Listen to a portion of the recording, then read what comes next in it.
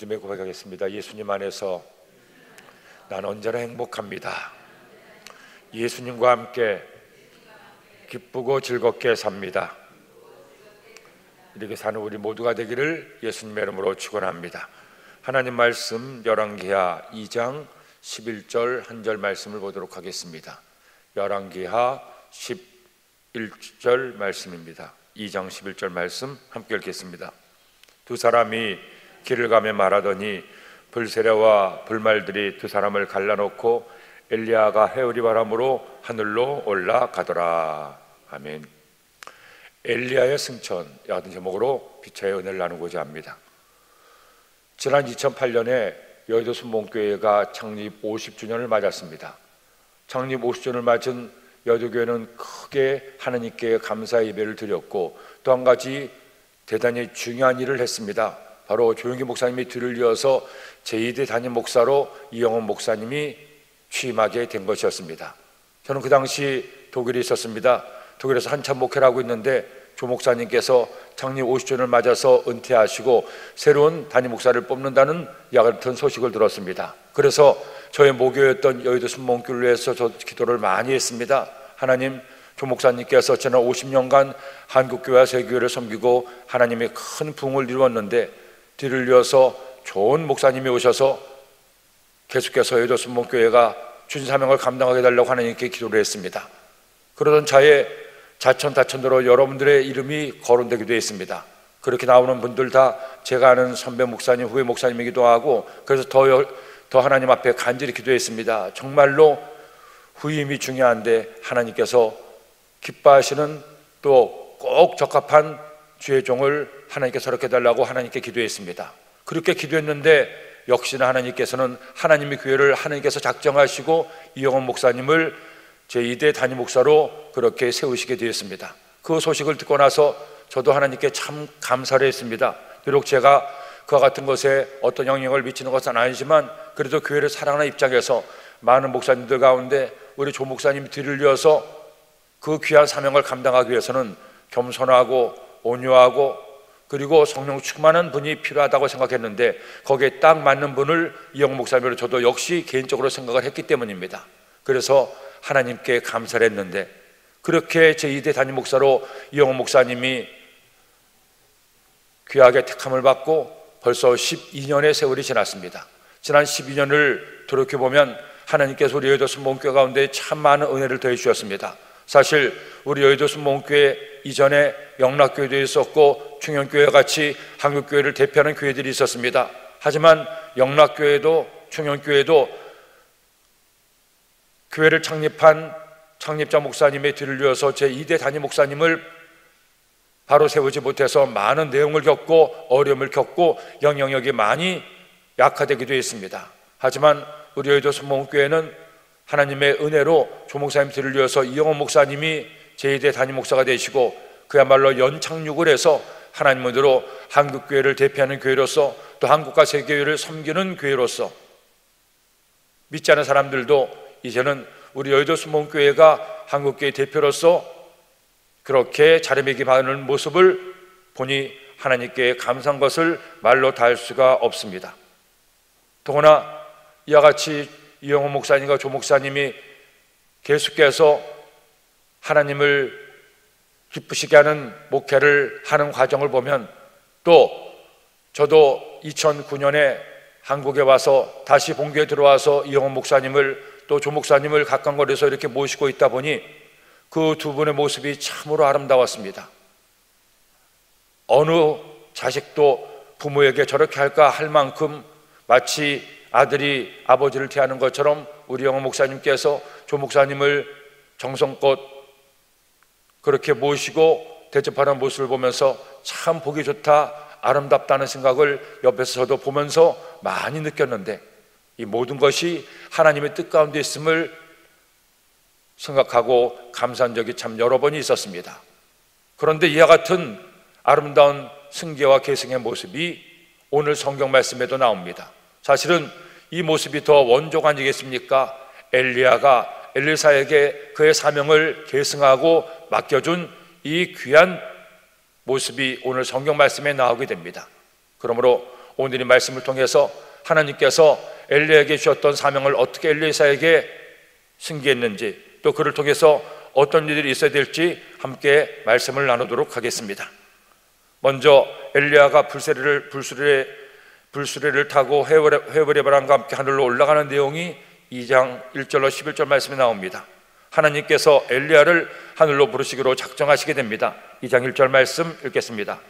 야훼께서 회오리 바람으로 엘리야를 하늘로 올리고자 하실 때 엘리야가 엘리사와 더불어 길갈에서 나가더니 하나님께서 엘리야의 사명이 다 완수되었음을 아시고 그를 데려가시기로 작정하시는데, 한 가지 오늘 말씀해 보니 회오리 바람으로 하늘로 올리시고자 한다고 말씀하고 있습니다. 즉 엘리야는 일반 사람들처럼 죽음을 보지 않고 하늘로 승천하는 사람이 되었다는 겁니다.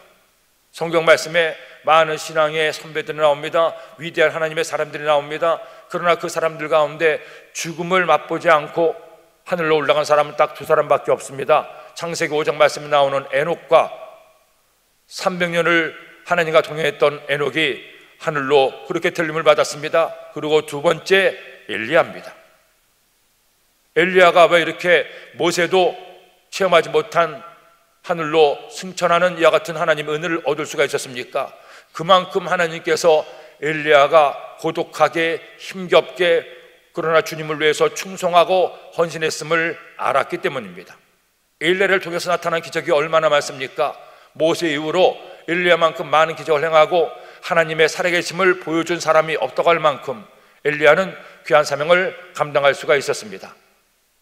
심지어 이슬람들이 경전으로 믿는 코란에도 이 엘리야가 나옵니다. 일리아스라는 이름으로 두 번씩에 걸쳐서 유일하신 하나님을 섬겼던 선자로 나올 만큼 그렇게 엘리야는 유대교에서도 기독교에서도 심지어 이슬람교에서도 선자로 인정하고 존경을 받는 인물이기도 합니다.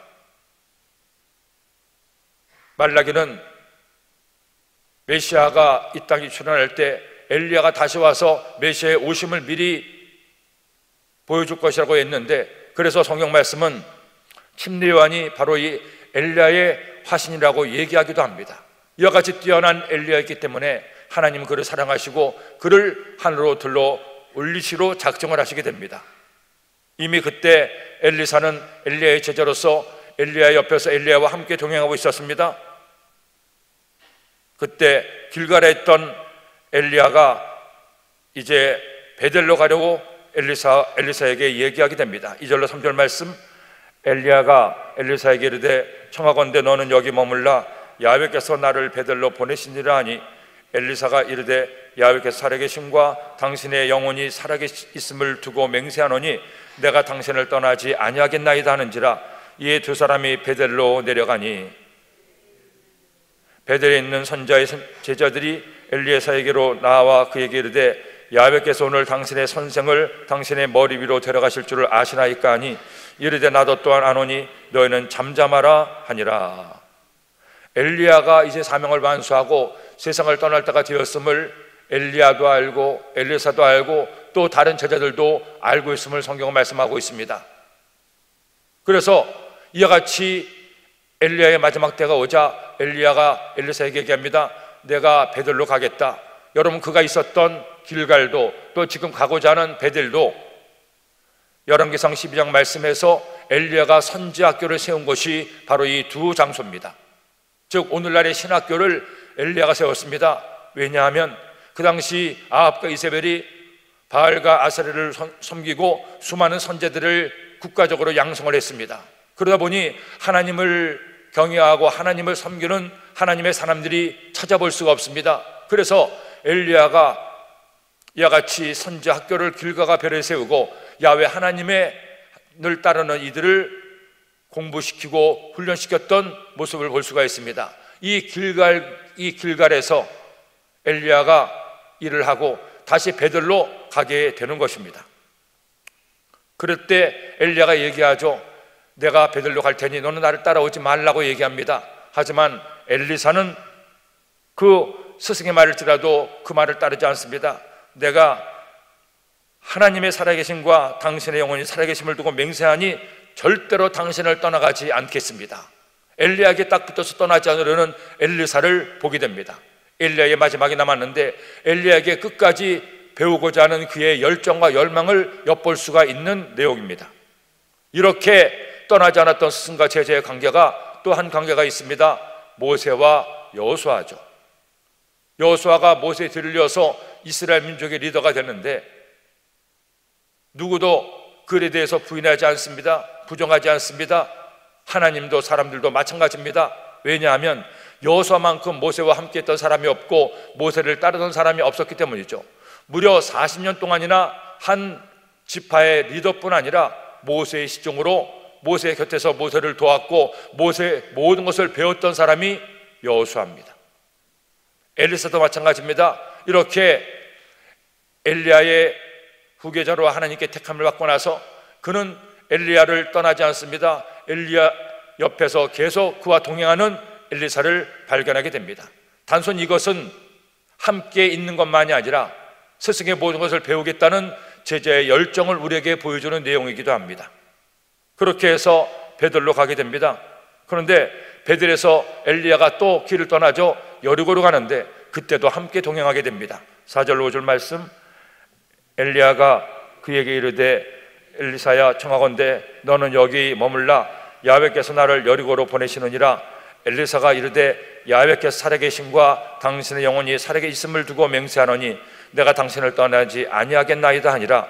그들이 여리고에 이르매 여리고에 있는 선자의 제자들이 엘리사에게 나와 이르되 야훼께서 오늘 당신의 선생을 당신의 머리 위로 데려가실 줄을 아시나이까 하니 엘리사가 이르되 나도 아노니 너희는 잠잠하라.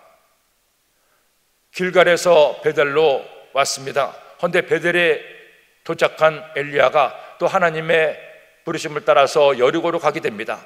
또 한 번 엘리사에게 얘기하죠. 나를 따라오지 말아라. 하지만 엘리사는 또 똑같은 말을 반복합니다. 나는 끝까지 당신을 따라가겠습니다. 계속해서 반복하는 말씀의 내용이 나오는 것은 그만큼 엘리사가 스승에 대해서 배우고자 스승의 본을 따르고자 하는 열정이 강했음을 반복해서 보여주는 내용이기도 합니다.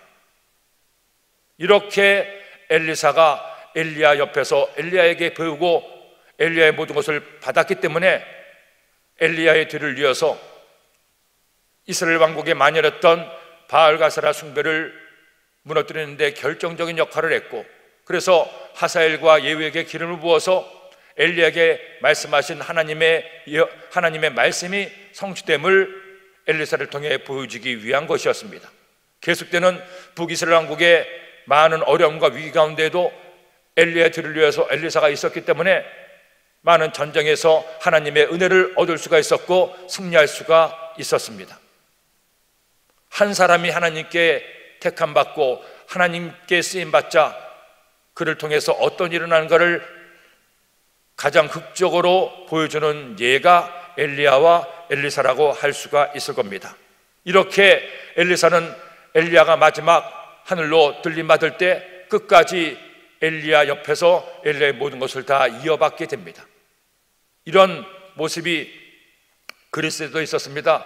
그리스의 유명한 소크라테스가 있죠. 이 소크라테스가 그리스의 철학의 시조로서 또 오늘날 서구 문명의 시조로서 존경과 추앙을 받고 있는데, 사실은 이 소크라테스는 한 권의 책도 쓰질 않았습니다.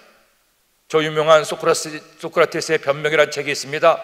그가 죽음을 앞두고 자신을 변론한 내용이 굉장히 중요한 저서로서 알려지고 있는데, 그 책 역시 소크라테스가 쓴 것이 아니라 소크라테스의 제자인 플라톤이 썼습니다. 이 플라톤은 소크라테스의 문화로서 그의 수제자로서 소크라테스의 모든 것을 이어받고 약 30편의 저서를 통해서 소크라테스가 생각했고 또 전했던 철학과 학문을 그대로 계승하게 됩니다. 그리고 이 소크라테스의 철학을 이어받고 계승하고 또 더 넓게 전개한 플라톤의 제자가 한 명이 있습니다. 아리스토텔레스입니다. 이 아리스토텔레스는 세계에서 가장 인간의 학문을 넓게 한 첫 번째 인물로 서양사에서 뽑히기도 하는데, 이 아리스토텔레스가 플라톤의 뒤를 이어서 플라톤보다 한 단계 더 올라서서 철학과 각종 학문에 대해서 다방면에서 많은 저서를 남기고 업적을 남기기도 했습니다. 소크라테스와 플라톤과 아리스토텔레스 이 3대가 계속해서 그 학문을 넓히고 발전시킴으로 오늘날의 서구 문명과 서구 철학이 탄생할 수가 있었습니다. 그리고 그 아리스토텔레스의 제자가 또 한 명이 있습니다. 유명한 알렉산더 대왕입니다. 물론 알렉산더 대왕은 철학자는 아니었지만 어느새부터 아리스토텔레스의 그 학문을 통해서 배웠고 마침내 그리스를 세계 제국으로 올라서게 하는데 결정적 역할을 하게 했습니다. 이와 같은 소크라테스, 플라톤, 아리스토텔레스에 이어진 학문적 계승이 오늘 말씀에 나오는 엘리야와 엘리사에 함께 우리가 비교하며 볼 수가 있을 겁니다. 엘리사는 엘리야를 절대로 떠나지 않습니다. 엘리야 옆에서 엘리야의 모든 것을 다 받고자 합니다. 그러자 이번에는 여리고에 있던 엘리야가 또 요단강을 건너가려고 합니다. 8절 말씀, 엘리야가 겉옷을 가지고 말아 물을 치매 물이 이리저리 갈라지고 두 사람이 마른 땅 위로 건너더라. 엘리야의 마지막 기적이기도 하죠. 요단을 건널 때 겉옷으로 물을 치니 물이 갈라져서 마른 땅 위로 건너가게 됩니다. 이스라엘 백성들이 광야에서 이제 가나안 땅에 들어갈 때 요단강 물이 넘실대고 있었습니다. 그때 법궤를 맨 제사장들이 여호수아의 명령에 따라 그 넘실대는 강물로 가자 강물이 갈라진 것처럼 엘리야가 겉옷을 벗어서 요단강 물을 치자 강물이 갈라지고 그 요단강을 건너가게 됩니다. 이때 엘리야가 엘리사에게 이렇게 계속 나를 따라다니는 이유가 뭐니? 나에게 무엇을 원하냐고 물어봅니다. 이때 엘리사가 이처럼 말하죠. 9절로 10절 말씀, 건너매 엘리야가 엘리사에게 이르되 나를 내게서 데려감을 당하기 전에 내가 내게 어떻게 할지를 구하라. 엘리사가 이르되 당신의 성령이 하시는 역사가 갑절이나 내게 있게 하소서 하는지라. 이르되 내가 어려운 일을 구하는도다. 그러나 나를 내게서 데려가는 것을 내가 보면 그 일이 내게 이루어지려니와 그렇지 아니하면 이루어지지 아니하리라 하고. 엘리야가 엘리사에게 무엇을 원하느냐, 왜 이렇게 계속 나를 따라오느냐 하고 질문합니다. 몰라서 질문하는 것이겠습니까? 아니죠. 엘리사의 소원과 간절함을 보기 위해서 엘리사에게 질문합니다. 그러자 그가 얘기합니다. 당신의 성령이 하시는 역사가 갑절이나 내게 있게 하소서. 당신이 행했던 능력의 갑절을 내게 더하게 해달라고 그렇게 구하는 겁니다. 그러자 엘리야가 말하죠. 어려운 것을 구하지만 내가 하나님께로 올라가는 것을 네가 보면 그 일이 이루어질 것이다. 그러니 나를 절대로 떠나지 말아라. 엘리야는 엘리사에게 이처럼 얘기하면서 두 가지를 요구하는 겁니다. 엘리사의 간절함을 보기를 원하는 겁니다. 얼마나 네가 간절히 성령의 능력을 구하는지, 또 하나 네가 얼마나 나를 사모하고 존경하는지. 스승에 대한 제자의 간절함과 존경의 마음을 보고 하나님께 구하기 위해서 이렇게 얘기를 했습니다. 그리고 이 말과 함께 엘리야가 회오리 바람으로 하늘로 올라가게 됩니다. 11절 말씀, 두 사람이 길을 가며 말하더니 불세라와 불말들이 두 사람을 갈라놓고 엘리야가 회오리 바람으로 하늘로 올라가더라. 불말과 불세라가 엘리야와 엘리사 사이를 가로막고 회오리 바람으로 올라간다고 성경은 말씀하고 있습니다. 우리로서는 상상도 할 수 없는 일인데 하나님이 원하시면 사람이 그렇게 하늘로 올라가게 됩니다. 얼마나 영광스러운 승천입니까? 사람이 죽음도 맛보지 않고 올라갈 수 있다니. 오직 하나님의 능력으로 하나님의 택한 자만이 이와 같은 일을 감당할 수가 있었는데, 그만큼 하나님께서 엘리야를 귀하게 여기시고 사랑했음을 보여주는 내용이기도 합니다. 이렇게 엘리야는 엘리사가 보는 앞에서 하늘로 올라갑니다. 그리고 엘리사는 엘리야의 말대로 그의 갑절의 능력을 얻어서 이제 귀한 사명을 감당하게 됩니다.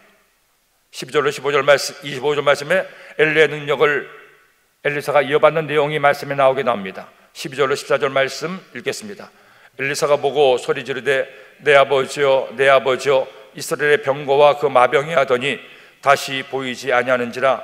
이 엘리사가 자기의 옷을 잡아 둘로 찢고 엘리야의 몸에서 떨어진 겉옷을 주워 가지고 돌아와 요단 언덕에 서서 엘리야의 몸에서 떨어진 그의 겉옷을 가지고 물을 치며 이르되 엘리야 하나님 야훼는 어디 계시나이까 하고 그도 물을 치매 물이 이리저리 갈라지고 엘리사가 건너니라.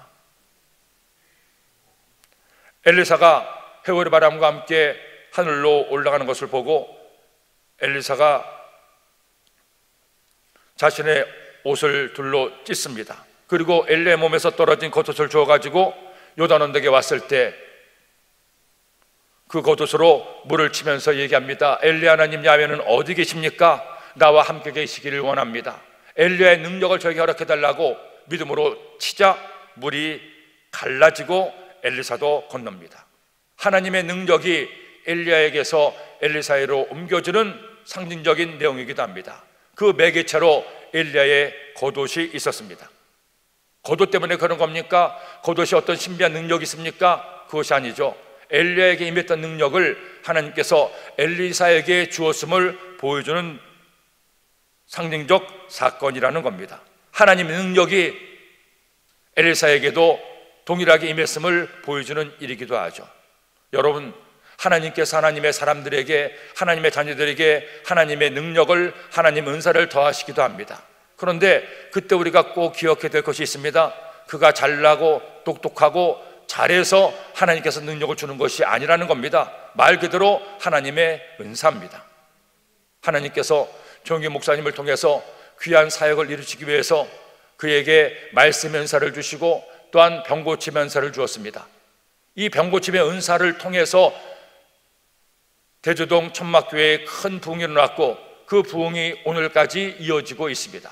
그래서 우리 여의도 순복음교회 정기 목사님의 사역하면 가장 중요한 사역 중에 하나가 병고침의 사역이 아니었겠습니까? 실제로 수많은 이들이 목사님의 기도를 통해서 병고침을 받고 죽을 병에서 살아나게 되고 안전병에서 일어나게 되고 장애를 떨치고 건강하게 회복되는 일들이 무수히 많이 일어나게 되었습니다. 어떻게 많은 이들 가운데 하나님께서 조 목사님에게 그와 같은 은사를 줬는가? 뭐니 해도 조 목사님이 이 아픈 것에 대한 질병에 대한 간절함이 있었기 때문입니다. 목사님 역시 17살 어린 나이에 폐병에 걸려서 석 달밖에 못 산다는 이와 같은 선고를 받기도 했습니다. 그 사형 선고를 받고 나서 아무도 그를 도와줄 수가 없고 그를 치료할 수가 없을 그때 하나님을 만나고 하나님의 능력으로 병고침을 받았습니다.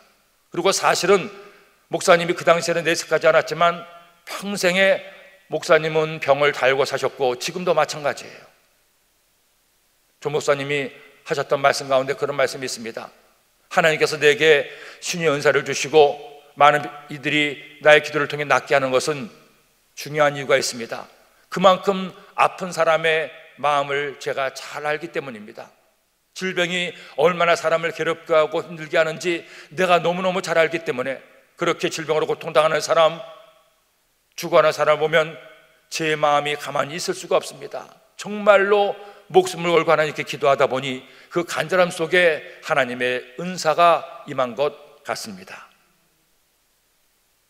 이와 같은 하나님의 은사를 우리가 얻어 주신 사명을 감당하기 위해서는 세 가지가 필요합니다. 제일 먼저 하나님의 주권이 있어야 됩니다. 즉 내가 은사를 받고 안 받고는 내 힘과 내 능력과 내 자격이 아니라는 것이죠.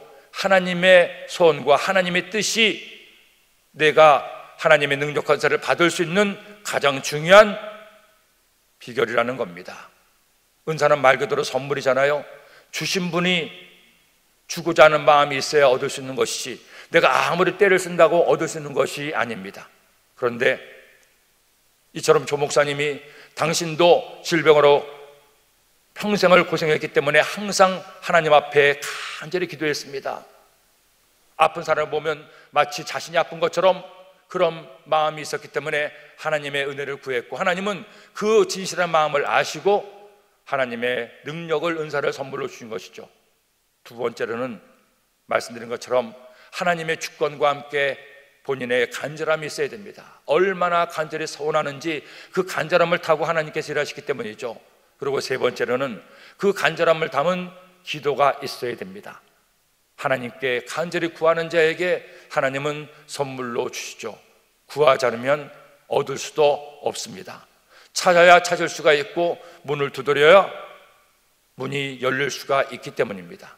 그렇기 때문에 하나님의 응답은, 하나님의 능력과 은사는 전적으로 하나님의 뜻에 달려있지만, 또 그것을 구하는 이가 얼마나 간절히 소라하며 구하느냐, 여기에 달려있기도 합니다. 왜 엘리사가 엘리야의 능력을 얻었습니까? 그만큼 엘리야의 갑절의 영감을 달라고 원하는 그의 간절함이 있었기 때문입니다.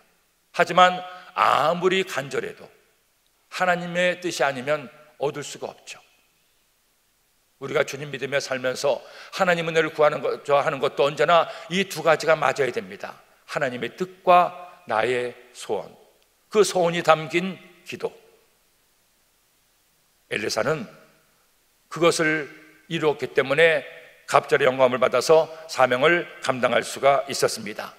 그 능력을 받아 제일 먼저 엘리야의 겉옷으로 요단강을 쳐서 강물을 마르게 한 것이었습니다.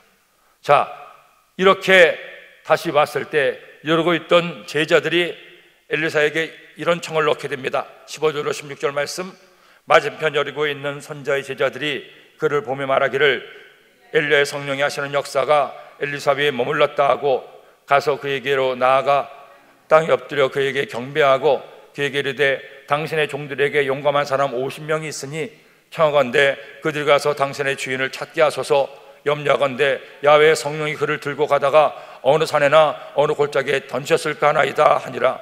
엘리사가 이르되 보내지 말라 하나. 다른 제자들도 엘리야의 마지막 때가 왔음을 알았습니다. 회오리 바람과 함께 하늘 올라갔는데 그들은 생각하기를 승천한 것이 아니라 어디 떨어져서 죽었을 것이다 생각을 합니다.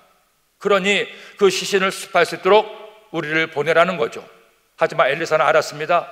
스승 엘리야가 하늘로 승천한 것을 알았기 때문에 가지 말라고 하는데, 계속해서 제자들이 간청을 할 뿐 아니라 강청을 합니다. 강하게 부탁을 하는 거예요.